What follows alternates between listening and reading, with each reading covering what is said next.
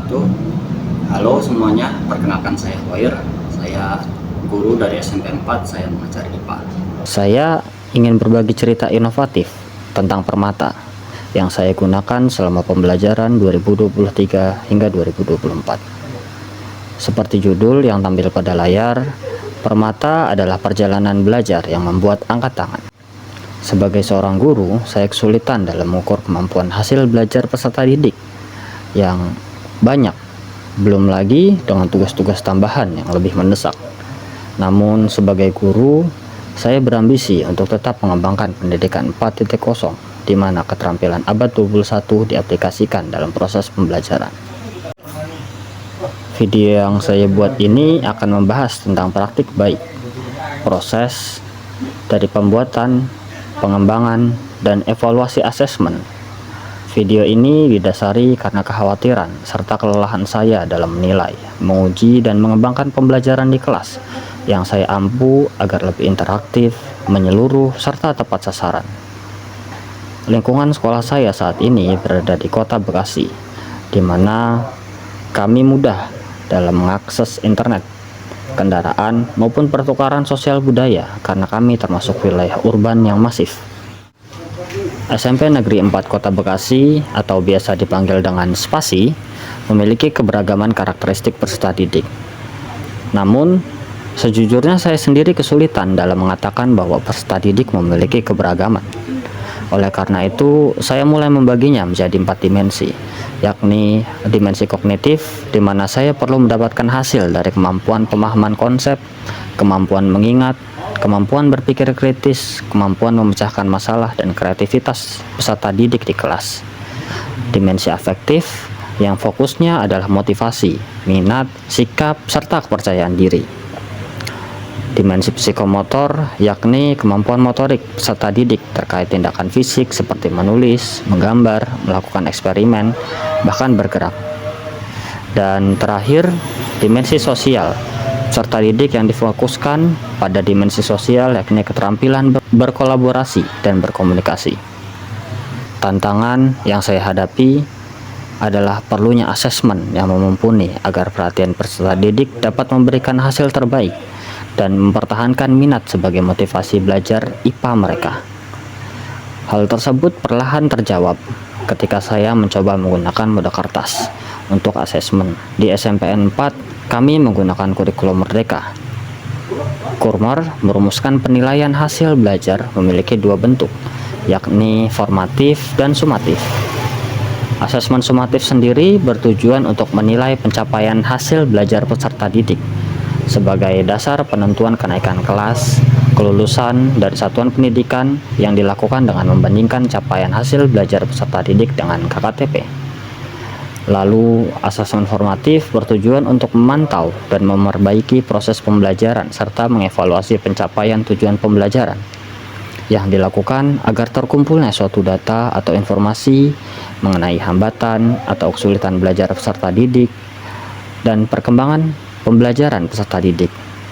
Informasi tersebut dimaksudkan sebagai umpan balik agar peserta didik dapat mengembangkan kemampuan dalam memonitor proses dan kemajuan belajar sebagian besar dari keterampilan belajar sepanjang hayat.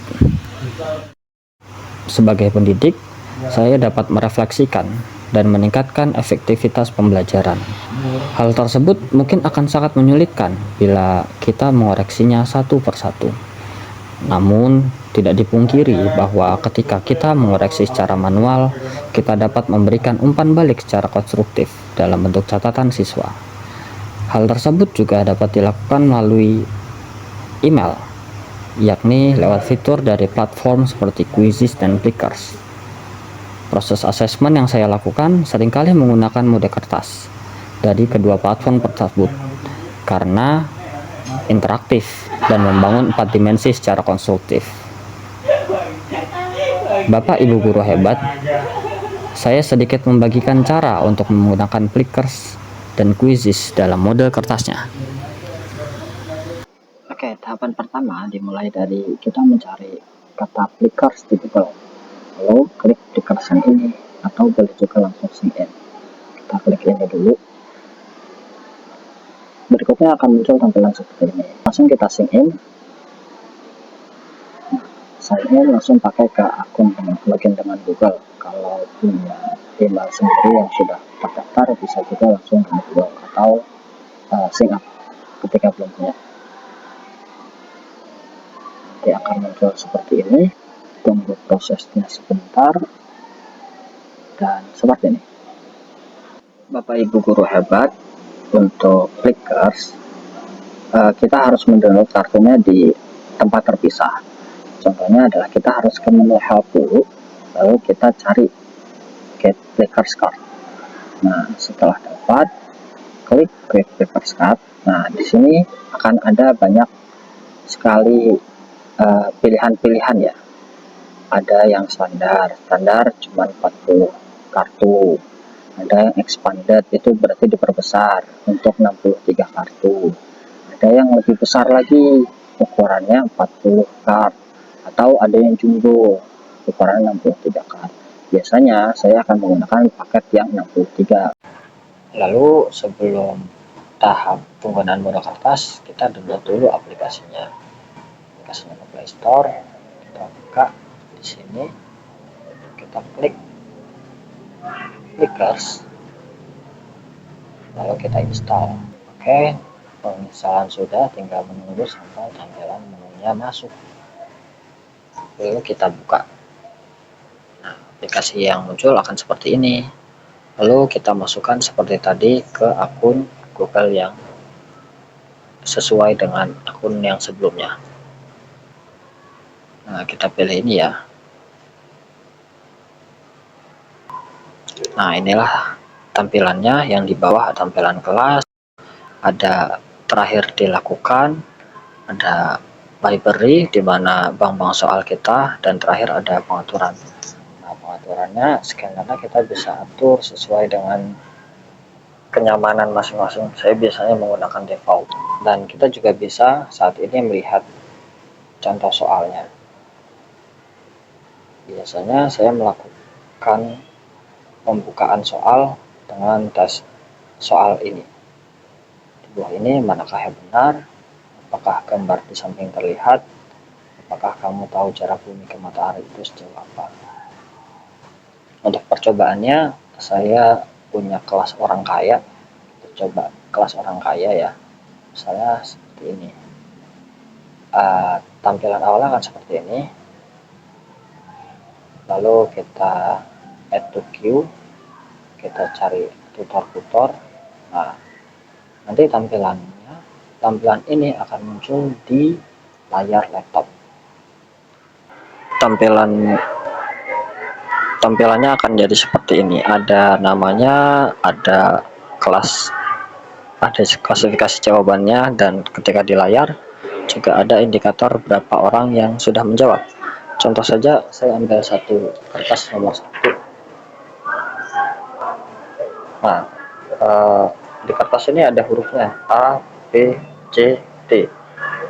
Nah, ini tinggal disesuaikan saja sama jawaban-jawaban yang benar atau salahnya. Jawaban yang benar itu adalah jawaban yang D. Yang benar hanya ini. Maka akan muncul indikator warna hijau seperti ini. Apabila C-nya tertutup, maka dia tidak akan ke-scan.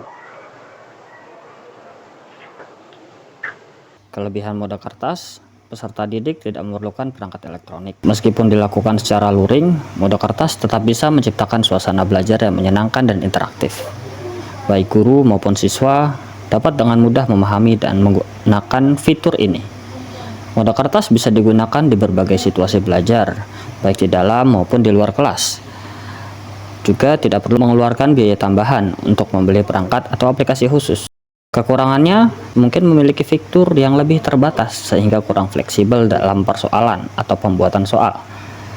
Guru juga perlu menyiapkan kartu jawaban. Juga ada kemungkinan terjadi kesalahan saat memindai kode.